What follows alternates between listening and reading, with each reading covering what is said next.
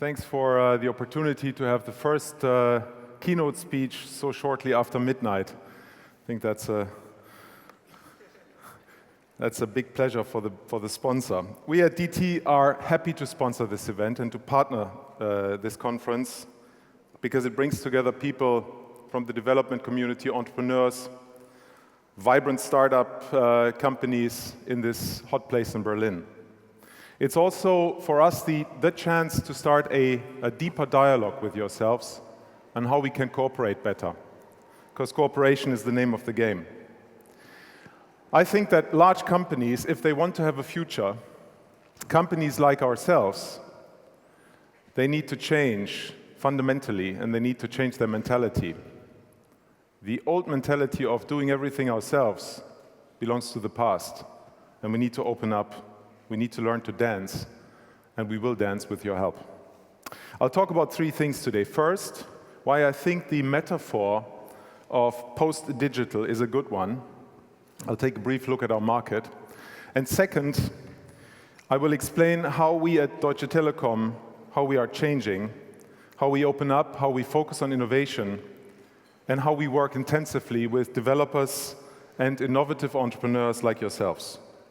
And third, I'd like to share with you a few thoughts on what I think is going to be the next big thing, because everyone is looking at the next big thing. What is it? And my understanding of the post-digital metaphor. So, what is post-digital?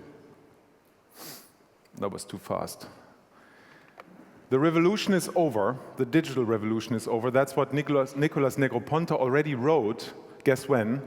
14 years ago in '98. He was a bit early at that time.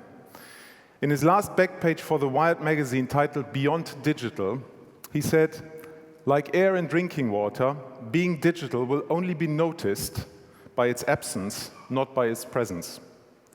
It took a while to make that reality, but that's exactly what we see today, isn't it?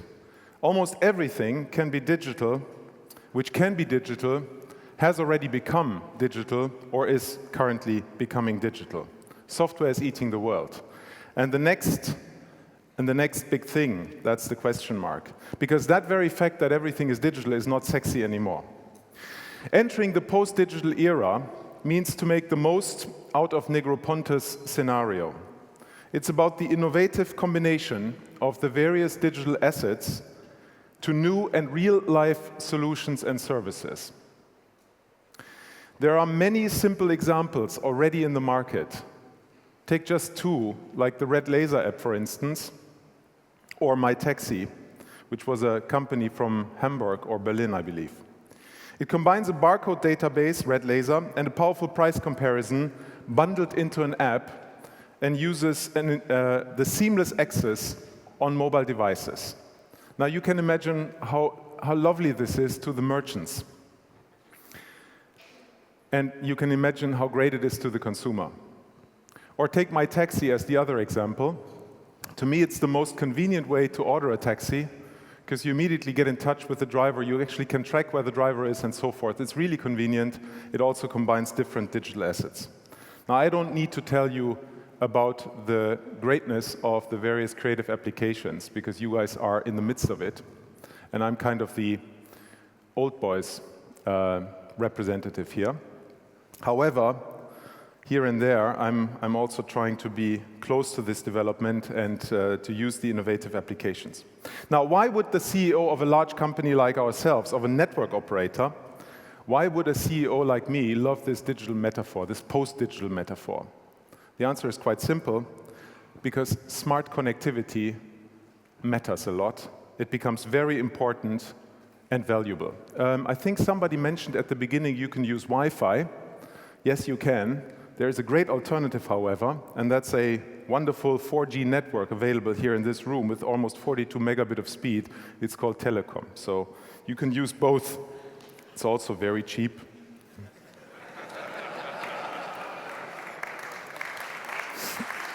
That was not a joke. All right, our fixed and particularly our mobile networks connect all the virtual assets in the post-digital era everywhere, always, and more importantly, more and more seamless. Remember Negroponte, he said, being digital will be noticed only in its absence, when you are disconnected. Being connected everywhere has become the normal state for almost everyone now, isn't it? I mean, you'd rather forget or lose your key to your car than you lose your digital device, your mobile device, right? At least, I think that's, for many people, the paradigm. The post-digital era is for everyone, all the time, everywhere, and it gives high value to connectivity, and I believe with that importance of connectivity, there are opportunities for all of us. Let's take a short look at this industry. First, the kind of the bad news, and the bad news is very simply described as traffic goes up like hell in the digital networks, and there will be, unless we do act very fast and build those networks extremely fast, capacity, throughput, coverage, and so forth, there will be bottlenecks and shortcomings. And that is critical to all of our ecosystem, to all of your services, to everyone in this mobile world. So the wireless networks will have to be built very, very fast with a very high-performant backbone, or else capacity will become a very scarce resource. So network operators are facing kind of rough times since a couple of years. You could argue for good reasons because they were so spoiled because of high margins and profits in the past. But there is a downside to this because we need to invest a lot of money, approximately 200 to 300 billion in Europe alone, for a half-decent fiber network coverage and a good wireless broadband coverage. So there is an enormous investment overhang in the networks in order to cater for the traffic needs created by all those new applications and services, new devices, machine to machine, you name it. So it's a tough situation because margins are going down, and on the other side, there's a lot of pressure on us building out the networks. There's regulatory enforced competition, there are direct price interventions, prices went down by 90%, and there is a lot of IP substitution of previously very high margin businesses. Now again, you could argue for good reasons. For instance, in text messaging. Voice over IP is a given since many years. Messaging over IP is now becoming very popular with WhatsApp, Fiber, and other service providers. CoIP, conferencing over IP, and what have you. Despite an enormous competition dynamic, the regulatory regime continues to take an enormous amount of money out of the network industry. Operators paid billions for licenses. Operators lost billions of revenue on direct price interventions by regulators here in Europe. It's slightly different than in other parts of the world, particularly when you compare it to the US. The European market is highly fragmented. There are many dozens of operators, networks, and competition, and there is enormous competitive pressure. At the same time, as I said, traffic in the networks went through the roof. We surpassed recently 6 billion mobile connections at the end of 2011. And it took only 16 months to add the last billion. For many people in the world, the wireless access is the only access to the internet for a long time, maybe forever. So mobile traffic was eight times the size of the entire internet traffic in the year 2000. That was in 2011, according to Cisco. And the trend that the internet goes mobile has only just begun. And the simple consequence is networks have to be built out very fast in order to avoid roadblocks. Now, who benefited so far? First of all, I'd say the customer, because connectivity has become very affordable, has become, I wouldn't say ubiquitous, but in most places you can easily connect. And from a commercial perspective, the over-the-top service providers, people like yourself. Device makers, at least some device makers like Apple or Samsung, which build their services on these super fast network access, and they get their devices subsidized because customers, after all, still want cheap devices and subsidized devices and accept to pay slightly higher tariffs. Most customers, at least, seek new devices, and the subsidy comes from the tariff. Until now, Nobody else contributes, other than the customer, to the development of the infrastructure. And that's a very controversial theme. But there are some service providers and content providers who occupy, or who not occupy, but who pump enormous volumes of data into the networks. On the long run, that is a mismatch, and it cannot last forever, although politicians consider high-speed networks a ubiquitous must-have, and it must have at very cheap rates. That's kind of a hard paradigm, and it's really not sustainable. As I said, we need to invest several hundred billion euros in Europe alone to build and run high-performant networks, which we all need. So, fact is that most people expect to become telcos, to become just dumb pipes, providers of connectivity and infrastructure as a commodity. Now, I don't know whether that's going to happen or not, but the thesis may prove wrong, and I would like to share with you a few thoughts why that could be wrong. The good news is, connectivity matters always. Connectivity is the critical factor to enable the post-digital world, and to lose connectivity means to be cut off from your digital life and work. And we will see a more complex demand that gives connectivity an even higher value in the future. There will be many parameters that define the demand of special connections. Our networks will be able to address this demand. Real-time applications, for example, they go hand in hand with jitter, with packet loss. Interactive applications like gaming, for instance, need low latency. Sometimes, or in many cases, bandwidth matters a lot.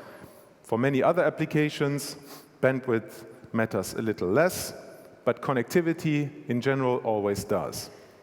And for that reason, the dumb pipes need to become smarter and very, very efficient. Let me now come to the second point, the innovation power of telcos. And I'd like to talk about three things. One, connectivity innovation, because that is a must. We need to continue to develop connectivity solutions. Second, enabling innovation. And third, product innovation. The smart pipe will be one of the areas where telcos will show quite a bit of innovation potential, as they have done so in the past. So, the connectivity innovation means providing smart connectivity, for example, by building hybrid networks that integrate different technologies seamlessly. And it's basically that the device gets connected in the most efficient form automatically without that the customer has to worry about it. Just automatically, always best connected. Hybrid networks which integrate 3G and 4G technologies, that's clear. Integrate Wi-Fi. We have embraced at DT Wi-Fi very early. We've built many thousands of hotspots.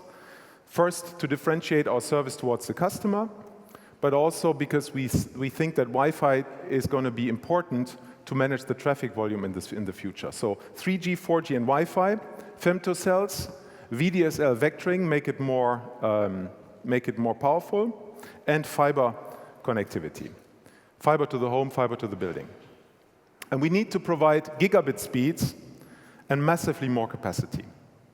We can do this integration. It's within our DNA. We're good in engineering. We do not care, and customers in particular do not care which access technology their devices uses. They only care about the seamlessness of the service, and they just expect the network to provide the bandwidth which the specific application they're just using does require on demand. The second part of innovation is enabling innovation. Now, that's a little bit a new thing. Whilst connectivity is old, enabling is a new philosophy of networks. The second area is enabling because we don't believe in walled garden strategies. Since quite a while, actually, we've changed. Telcos have to be open for well, somebody's laughing there. I hope you weren't serious in laughing. We do not believe in walled garden strategies. I'm serious about it. We have to be open for two-sided markets, and we have to work with developers and partners in other industries. We open up our network capabilities via standardized APIs, And there are great network assets that can be utilized by third parties to build services and share revenues or efficiency gains. For instance, we are working with adjacent industries like the energy and the health sector on intelligent infrastructures. We work with larger, but we also work with very small firms in those sectors, and our role is, we consider ourselves that our role is to enable them. My third point is product innovation. We develop some innovative products ourselves, that's for sure, and we bring our solutions to the market. But that is by far not enough. It's only a small fraction of what is needed. We have to bring much more innovation from outside in. And this is the key message. We are opening up. Some telcos have already changed. In our company, the philosophy has changed. We are opening up, finally. We understand and change our end-to-end total control mentality of the past. I want to be very concrete how we mean that. 4 things. Incubation. It's not an easy field because there are very expertise companies, particularly in the Valley, in that field. But I'm happy to announce the launch of DT's Incubator, which is based in Berlin. And we will launch it now.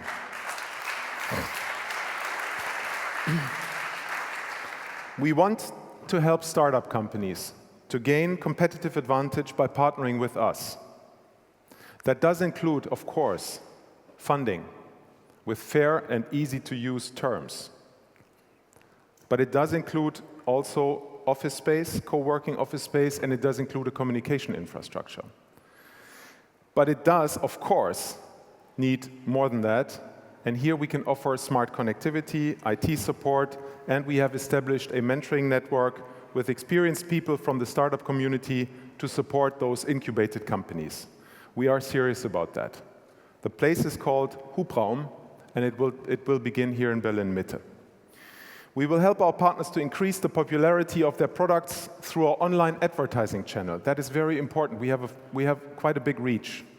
And where it's applicable, where it makes sense, also we can integrate those products in our distribution system. We have around Europe thousands of own stores, and we have tens of thousands of distributors and partners.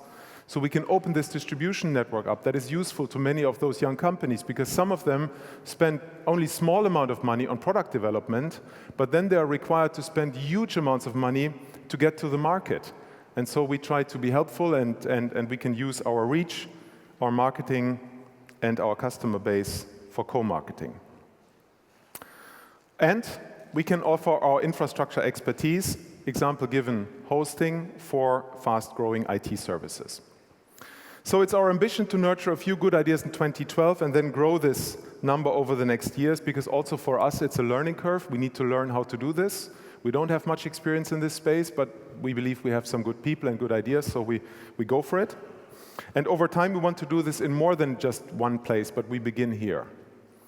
The rationale is, of course, for us to attract highly innovative ideas at an early stage, grow them fast, and make them part of the product portfolio for our customers.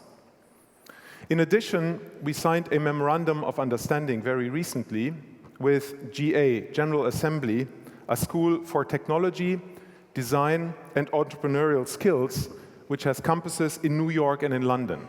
We will help GA to launch a campus here in Berlin, help them with facilities, and get established in this community. It's kind of a founder school, or a school of young people with great ideas to teach them what they need in order to become successful entrepreneurs. I think that's a very good idea. It's actually before the incubation, so we believe we can be helpful here. Second, we will refocus our venture company. We have quite a sizable venture company. It's called T-Venture. And we will refocus it and increase the number of deals they can close. This could lead to, 15, 20, 25 new ventures per year. And where desirable and where useful, we want to maximize the synergies between the other assets we have and their activities. And we need to try and avoid the dyssynergies by collaborating with the large companies. So that's important. This will include early business commitments as well as the mandate to acquire majority stakes in ventures. Third, we will intensify our cooperation with the developer community. And let me be very specific here. We will enhance our existing developer garden, which we had launched in 2009, and we start a new approach. We open up our network APIs, and we will give developers an easier access to our network features and the platforms we are running. This new approach will enable developers to use our APIs, for instance, voice call, conference call, in-app billing, messaging, and many more, and enrich them with their own code, refining the pure API, and make them easy to handle components. So we are committed to standardize relevant network-based APIs, as well as exclusive APIs, such as machine-to-machine and connected home. So developers will enjoy recurrent revenue due to a revenue share business model which is fair and straightforward. And we open this up to the existing developer communities as well. For instance, with Microsoft, we are working on a cooperation to increase developer reach and to ensure easy access to our DT services. Fourth point, last but not least, we will intensively partner and cooperate with big and particularly with small companies and very small companies. We will turn our partnerships with large players into a more strategic ones, long-term ones, for instance with Samsung. But more importantly, we learn how to deal with small companies, simplify our terms of cooperation, commercial terms, legal terms, and so forth, and take them by the hand and guide them through our organization as good as we possibly can.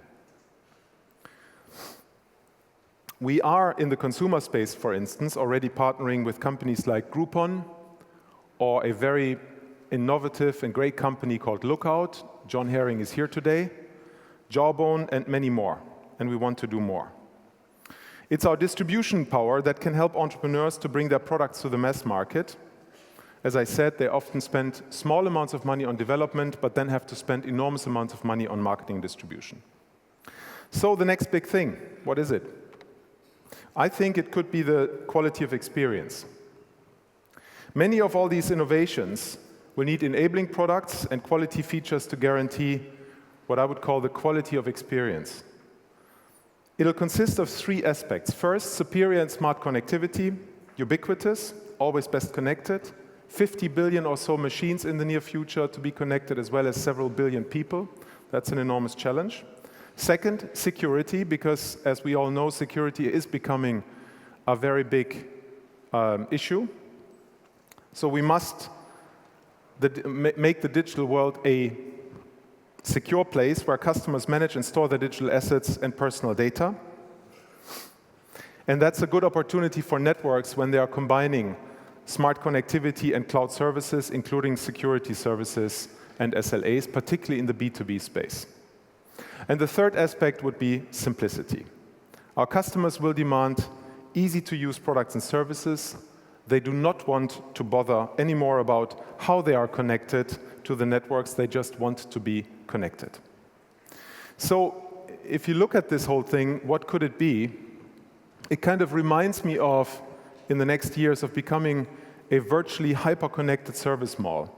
You know, the preferred entry gate for customers to use whatever they want, wherever they want it, and that the networks are the linking element between a plethora of service malls where customers find what they want and what they need. So the role of the network in the future really is to provide smart connectivity, supporting features, enabling features, and ensure that all the innovation which you guys are building can be delivered in the most seamless way to our common customers, to the benefit of those customers, yourselves and ourselves. I hope that was helpful. I hope you sign all the application forms now to work with us. At least we have many people out there who are waiting for you to speak to them. And thank you for listening. Have a good conference.